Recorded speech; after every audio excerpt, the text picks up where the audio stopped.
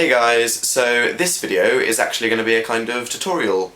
As some of you may know, this time only a couple months ago, I was just another nobody really.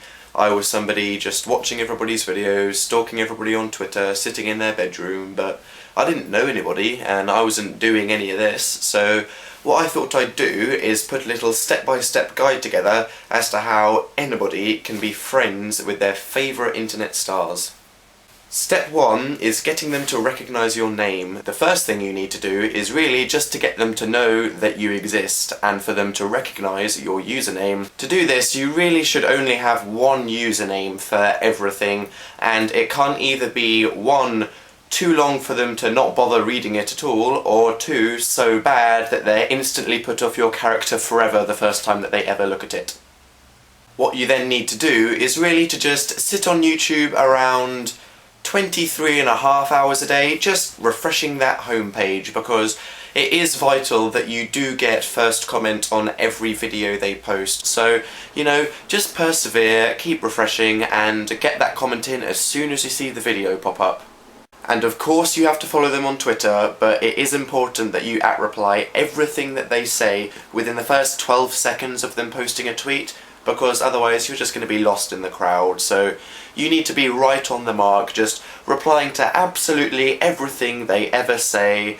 And at this point it is important to remember that you do have to be interesting. If you're boring, then they just won't care who you are. So, you know, read their MySpace interests, watch their Tumblr posts, and, you know, write down a list of what you think they're interested in, so you can at least pretend you have similar interests.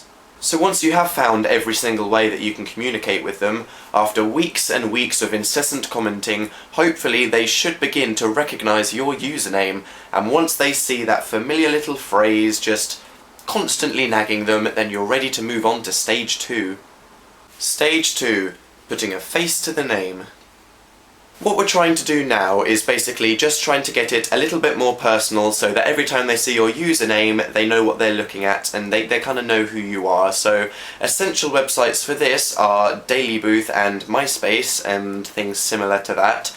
On Daily Booth, every single time they post a photo you need to respond with a picture comment of yourself.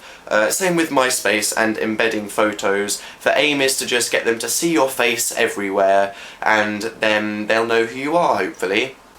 It is important to mention at this stage that you do have to be good looking. If you're ugly or fat, then they just won't want to talk to you, so now is the time to consider a plastic surgeon or to make drastic lifestyle changes. And remember, the best way to lose weight is to just stop eating, so yeah, once you've achieved this, we're ready to move on.